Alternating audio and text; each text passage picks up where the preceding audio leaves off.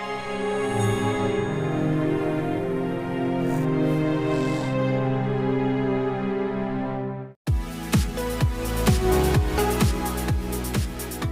To back my YouTube channel RSC English में आपका स्वागत करता हूं। मैं हूं शरद सर। जैसे कि आप लोग को बता दिया गया है कि मैं मैथ पढ़ाने वाला हूं। आज आपका हाई स्कूल का पहला चैप्टर वास्तविक संख्याएं लेकर आया हूं, जिसे इंग्लिश में बोला जाता है रियल नंबर। बेसिक के साथ आज बताएंगे दोस्तों। अगर आपको कोई भी दिक्कत होगा तो आप लोग कमेंट में ज़रूर बताना। तो दोस्तों देर ना करते हुए हम अपना पहला चैप्टर स्टार्ट करने जा रहे हैं। तो मेरा पहला चैप्टर का नाम है वास्तविक संख्याएं। वास्तविक संख्याएं जिसे बोला जाता है रियल नंबर। ये भी ध्यान दीजिए, आपका दो प्रकार का होता है। एक होता है, पहली बात ध्यान दीजिए, वास्तविक संख्या। वास्तविक छोड़ो, पहले संख्या क्या होता है इसके बारे में डिस्कस करते हैं। संख्या क्या होता है? संख्या आपका दो प्रकार का होता है। एक होता है वास्तविक संख्याएं और दूसरा होता है काल्पनिक संख्याएं। जैसे देख लो फिर से, आप जब मान लीजिए संख्याएं देख लीजिए। पहले संख्याएं क्या होता है, देखिए भैया, संख्याएं आपका संख्याएं दो प्रकार की होती हैं। दो प्रकार का होता है। पहला आपका होता है वास्तविक संख्या। वास्तविक संख्या बोल दीजिए, चाहे संख्याएं बोल दीजिए। चलिए संख्याएं लिख दे रहे हैं। संख्याएं वास्तविक संख्या है। पहला आपका वास्तविक संख्या है, दूसरा आपका होगा भैया काल्पनिक संख्याएं। काल्पनिक संख्याएं, काल्पनिक संख्याएं। तो पहला आपका हुआ वास्तविक संख्या और दूसरा आपका हुआ काल्पनिक संख्या। वास्तविक संख्या के अंतर्गत आपका आता है प्राकृतिक संख्या और पूर्ण संख्या, परिमेय संख्या, अपरिमेय संख्या और पूर्णांक संख्या। और काल्पनिक संख्या ये आपको भैया 9 में और या 10 में आपको नहीं मिलेगा। आप अगली कक्षा जैसे 11 में जाओगे, आप लोग अगर मैथ लोगे, 12 में जाओगे भी आपको वहाँ काल्पनिक संख्या मिल जाएगा, तो आप लोग पढ़ लेना, ठीक है। तो हमें 1 डिस्कस करना है वास्तविक संख्या। तो वास्तविक संख्या के अंतर्गत आता है आपका भैया प्राकृतिक संख्या। पहले हम लिख लेते हैं, इसके बाद आप लोग को बताते हैं। पहला आपका होता है प्राकृतिक संख्या। प्राकृतिक संख्या। दूसरा आपका होता है पूर्ण संख्या और आपका जो तीसरा होता है परिमेय संख्या। परिमेय संख्या। संख्या थोड़ा सही से लिख दिया जाए। संख्या आपका जो चौथा आता है अपरिमेय संख्या। अपरिमेय संख्या। और आपका जो पांचवा आता है पूर्णांक संख्या। पूर्णांक संख्या ये किसके अंतर्गत आता है? वास्तविक संख्या के अंतर्गत आता है। काल्पनिक संख्या के अंतर्गत मान लीजिए, जैसे उदाहरण के तौर पे देख ले रहे हैं, जैसे आपका आ गया भैया x² + 3 = 0। अब भैया ध्यान दीजिए, आप लोग को इसे क्या करना, पक्षांतर करना है, मतलब पक्षों को अंतर करना है। पक्ष मतलब ये जो प्लस में है 3 उस तरफ हमें भेजना है। तो भैया जब 3 ये प्लस में है तो उस तरफ भेजेंगे, क्या हो जाएगा, -3 हो जाएगा। तो इस तरफ बचे क्या, x² = -3। अब भैया ध्यान दो, कोई भी संख्या अगर इस तरफ स्क्वायर में है तो उसे बराबर के उस तरफ भेजने पर भैया वो कड़ी का रूप ले लेता है। तो भैया ध्यान दिए, x बराबर आपका हो जाएगा प्लस माइनस कड़ी में -3 और कड़ी में से -3 निकलेगा नहीं, तो यही आपका हो जाएगा भैया क्या, काल्पनिक संख्या, ठीक है। तो ये भी आपको 11 मिलेगा। तो हम इस पर डिस्कस नहीं करेंगे, हम डिस्कस करेंगे क्या, 1 वास्तविक संख्याएं पर, ठीक है। मेरा मेन फोकस रहेगा वास्तविक संख्याएं, ठीक है दोस्तों। देखते हैं। और प्राकृतिक संख्या को अगर भैया ध्यान दीजिए किससे दर्शाया जाता है, प्राकृतिक संख्या को n से, जिसे बोलते हैं नेचुरल नंबर, ठीक है। और इसके भैया ध्यान दो, पूर्ण संख्या को भैया आपको W से दर्शाते हैं। और भैया परिमेय संख्या को आपको भैया परिमेय संख्या को जानते हो, परिमेय संख्या P/Q के रूप में होना चाहिए, ठीक है। इसके बाद आता है आपका पूर्णांक संख्या। पूर्णांक संख्या को Z से दर्शाते हैं, ठीक है ना, ठीक है भैया। तो चलते हैं अब धीरे धीरे अपने टॉपिक और चलते हैं। और भैया पहले आज बेसिक पे ध्यान देंगे हम लोग। वास्तविक संख्या जो है आपका, पहले हम बेसिक, अगर आपका बेसिक मजबूत है तो भैया आपको प्रश्नावली हल करने में दिक्कत नहीं होगा, ठीक है। तो चलते हैं भैया आगे डिस्कस करते हैं, ठीक। पहली बात ध्यान दीजिए, आपका प्राकृतिक संख्या क्या होता है? जो आपका गिनतियों का समूह है। क्या भैया? गिनतियों का समूह जो है उसे बोलेंगे क्या? प्राकृतिक संख्या। अगर कोई पूछ ले कि सबसे छोटी प्राकृतिक संख्या क्या होती है, भैया न हिचकिचाओ न डरो, बोल दो प्राकृतिक संख्या क्या होती है? एक होती है। सबसे छोटी प्राकृतिक संख्या क्या होती है? एक होती है। और भैया प्राकृतिक संख्या n बराबर, अब चलिए हम इसे थोड़ा रब कर देते हैं, इसके बाद आप लोग को डिस्कस है प्राकृतिक संख्या, पूर्ण संख्या, परिमेय संख्या, अपरिमेय संख्या क्या होता है इसको हम बताते हैं। ठीक है, चलिए प्राकृतिक संख्या, क्योंकि ये ध्यान दीजिए ये बेसिक में है, ये आपको पेपर में मिलेगा नहीं, बट अब यह जानते रहो। हो सकता है आपका छोटा भाई कक्षा 9 या कक्षा 10 का हो, आप लोग बड़े हो, हाँ, अगर पूछ लिया अगर प्राकृतिक संख्या क्या होती है, पूर्ण संख्या क्या होती है, अगर नहीं बताया तब क्या पढ़े हो। इससे बेटर है कि आप बेसिक चलो, ठीक है, बेसिक पढ़ते हुए चलो। ठीक, तो आ जाओ चलते हैं प्राकृतिक संख्या। प्राकृतिक संख्या, प्राकृतिक संख्या हम बोले भैया गिनतियों के समूह को क्या बोलते हैं? प्राकृतिक संख्या कहते हैं। जैसे n बराबर, n माने क्या होता है? नेचुरल नंबर, प्राकृतिक संख्या। प्राकृतिक संख्या n, तो भैया जैसे हो गया आपका 1 2 3 4 5 6 7 dot dot dot dot dot dot भैया इन्फानाइट। इन्फानाइट का मतलब होता है भैया अनंत, जिसका कोई अंत ना हो। गिनती का भैया ध्यान दो, क्या अंत है क्या? नो।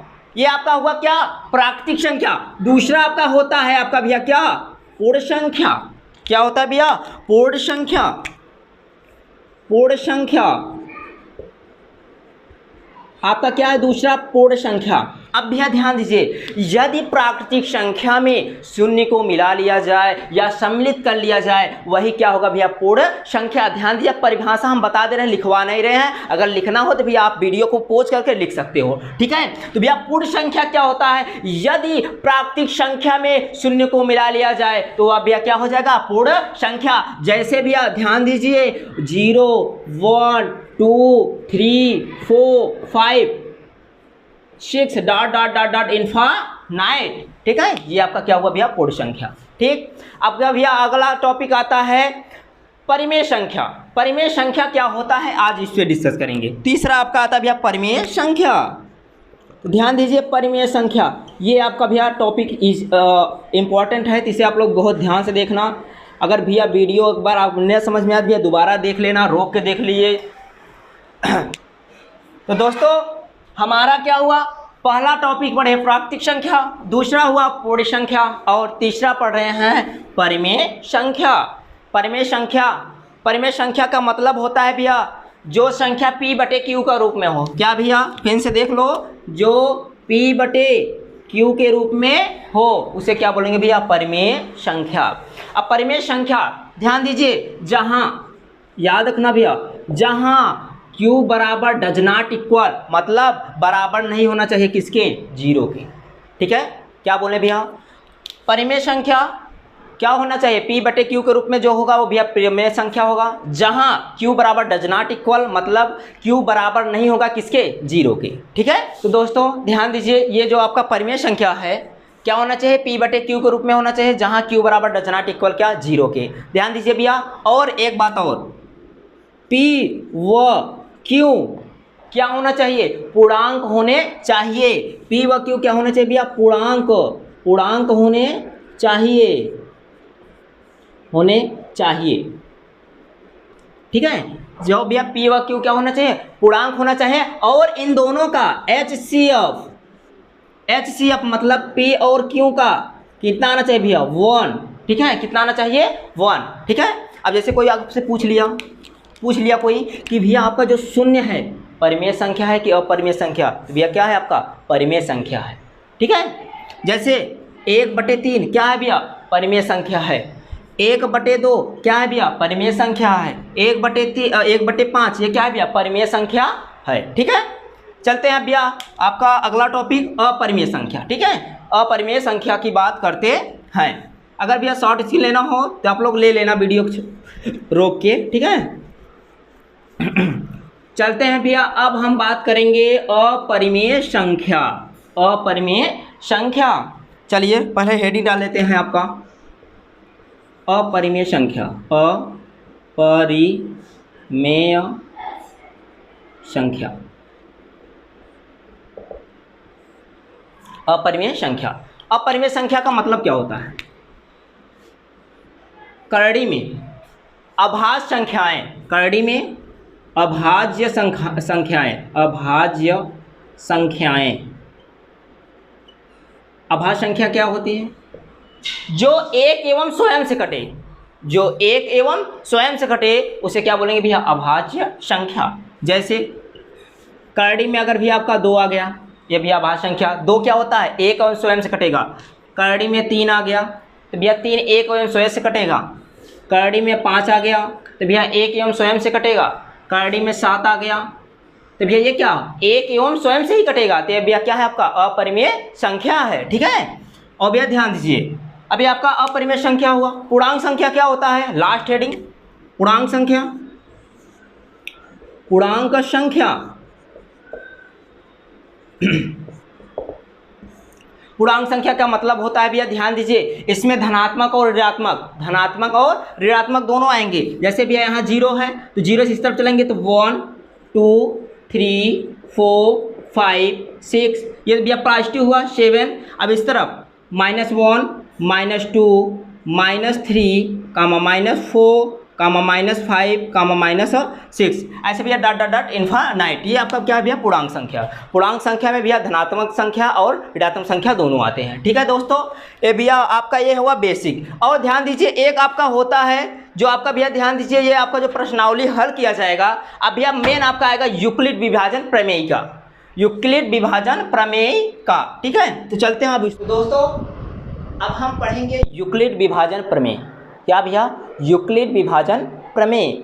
जैसा कि भैया जब आपका जो प्रश्नावली 1.1 है उसमें पहला ही आपका क्वेश्चन किया गया है। पहला का जितना भी क्वेश्चन है उसमें सब यूक्लिड विभाजन प्रमेय का ही प्रयोग किया गया है। तो चलते हैं भैया दोस्तों, यूक्लिड विभाजन प्रमेय क्या होता है उसके बारे में डिस्कस करेंगे। ध्यान दीजिए भैया, आपका एक होता है फॉर्मूला A बराबर BQ + R, जहाँ A ग्रेटर देन मतलब बड़ा होगा किससे भैया? B से। ठीक है। और भैया ध्यान दीजिए, जहाँ ये भी याद रखना, जहाँ Q बराबर एंड R बराबर क्या होगा? Q बराबर क्या होगा एंड R बराबर क्या होगा? Q बराबर आपका होगा भैया भागफल। क्या होगा भैया? भागफल। भागफल। एंड R बराबर होगा भैया आपका शेषफल। क्या होगा? शेषफल। फिर समझिए, A बराबर आपका होगा BQ + R, जहाँ A ग्रेटर देन होगा B के, जहाँ Q बराबर भागफल और R बराबर क्या है भैया? शेषफल। ये जो Q है आपका भागफल है और R क्या है? शेषफल है। ठीक है। अब भैया ध्यान दीजिए, और एक बात और रखना, जहाँ ये भी याद रखना, जहाँ 0, ठीक है, 0, ये इसके आपका पहले भी ध्यान दे, पहले लिख लेते इसके बाद आपको बताते हैं। ठीक।